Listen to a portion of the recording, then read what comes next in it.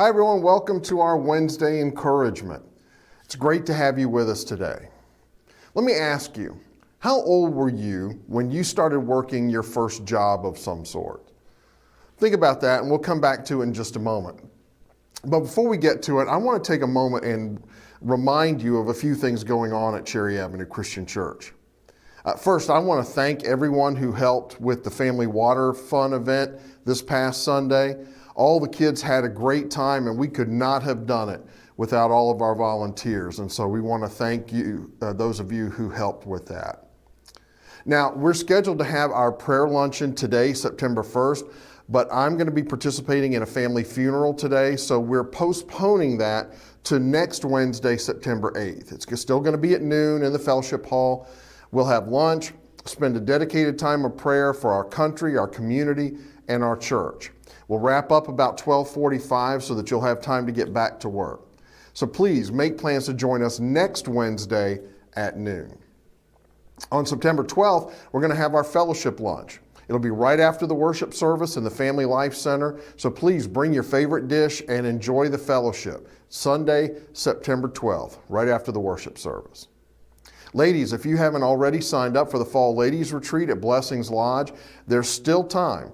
It's going to be October 15th and 16th, and your $70 registration includes your room, meals, and all the activities. There's information and registration forms available at the welcome desk at the church, or you can call or email the office and we can send that to you. But don't miss out on this terrific weekend. Well, this past Sunday wrapped up one of my favorite events of each year, the Little League World Series. It was modified this year, no international teams, and only family and friends were allowed in the stands because of COVID. But it was good to see it back after it had to be canceled last year. The games are fun, but one of the best things about it is learning about the kids, because there are always some interesting stories. This year, the team from Texas had a girl on their team who was their catcher, which is very unusual. That was something I had not seen before, and she did a great job. But my favorite story that I heard this year was from a player for the Taylor, Michigan team. His name was Gavin, and in his spare time, he has a lawn cutting business. For Christmas, he asked for a 30-inch wide lawnmower, and he cuts 10 lawns a week for $35 to $40 per lawn. He even has his own business card with his name and the title, Owner, Entrepreneur. This kid is going to be a tycoon someday, and it's pretty obvious for a couple reasons.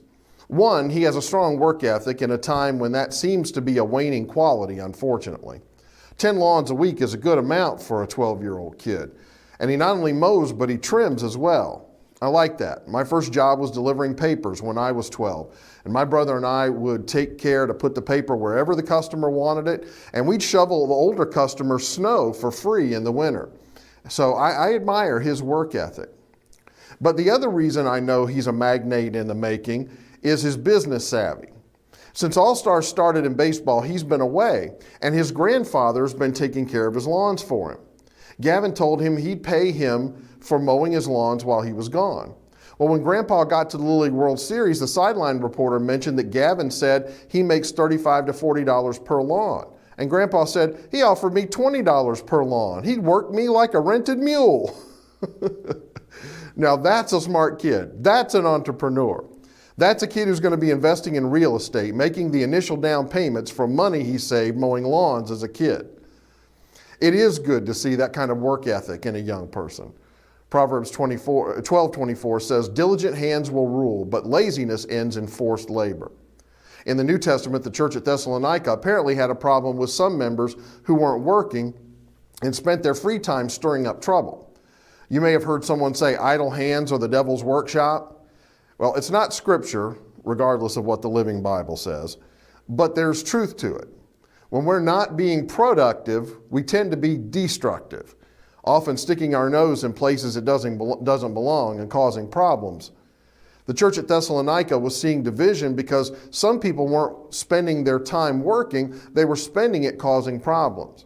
So Paul wrote in 2 Thessalonians 3, even when we were with you, we gave you this rule. The one who's unwilling to work shall not eat.